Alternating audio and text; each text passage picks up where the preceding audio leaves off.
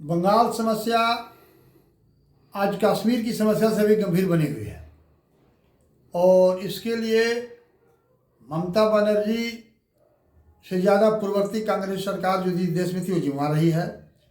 क्योंकि पूर्व की आज़ादी के बाद हमारे देश में जो भी सरकार बनी एक व्यक्ति की सरकार बनी, एक परिवार की सरकार बना, देश की सरकार नहीं था, देश की शासन व्यवस्था नहीं थी, एक परिवार की शासन व्यवस्था थी पूरे देश में।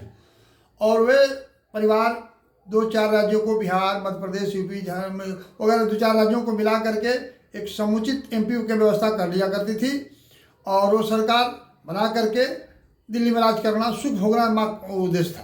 देश की सीमा, देश की बॉर्डर, देश की मिट्टी से वो परिवार उस सरकार को कोई महत्व नहीं रहा आज तक। नतीजा है कश्मीर समस्या, बंगाल समस्या, केरल समस्या, मद्रास समस्या, पूर्वोत्तर की जो समस्याएं रही, ये देश की पूर्ववर्ती कांग्रेस सरकार की जिम्मेवारी रही है। और आज आवश्यकता है कि पश्चिम बंगाल में नरेंद्र मोदी जी अब विलंब राष्ट्रपति शासन लागू करें। बिना राष्ट्रपति शासन चुनाव का पश्चिम बंगाल में स्वतंत्र चुनाव संभव नहीं है। निष्पक्ष चुनाव कराना तो चुनाव आयोग का काम है, उनका कर्तव्य बनता है कि निष्पक्ष चुनाव कराएं। देश के सब नागरिक, सब व्यवस्था एक होनी चाहिए, लेकिन स्वतंत्र चुनाव तभी होगा कि वहाँ के लोग भयमुक्त होकर के मतदान करें और उसके लिए पर्याप्त मात्रा में अर्धसैनिक बल, केंद्रीय बल की आवश्यकता है बंगाल में। अदरवाइज वहाँ पर चुनाव नहीं हो सकता है। वहाँ पर पश्चिम बंगाल में जो देख रहे हैं, देश की दुर्दशा के लिए अभी नया बातें आती हैं। रोहिंग्या के बारे में ढेर आदमी लोग जानता कि रोहिंग्या है क्या, लेकिन रोहिंग्या जो हैं, रोहिंग्या देश के लिए खतरनाक है कि नहीं है ये तो बात की चीज़ है।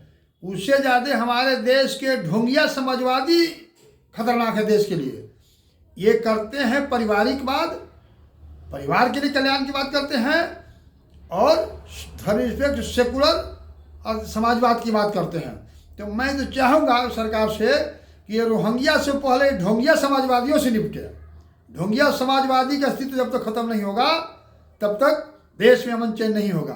अलगाववाद का असली जड़ रोहिंग्या से ज़्यादा ये ढोंगिया समाजवादी हैं। ढोंगिया समाजवादी को समझने की आवश्यकता है।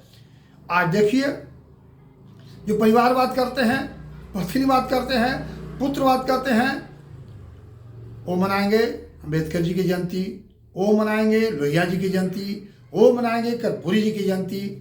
ऐसे लोग जो पारिवारिक न्याय की बात करता है, वैसे लोगों से अम्बेडकर जी, वैसे लोगों से कर्पूरी जी, वैसे लोगों से लोहिया जी का प्रतिमा जो है अपवित्र होता है।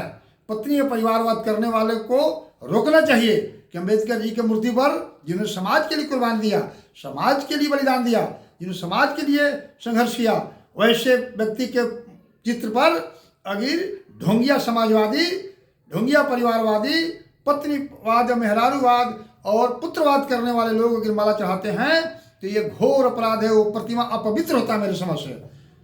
ऐसे स्थिति में ढोंगिया समाजवादियों को पहचानने की आवश्यकता है।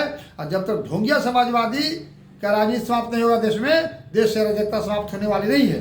देश की अराजकता के लिए ढोंगिया जिम्मेवार है, रोहिंग्या से ज़्यादा।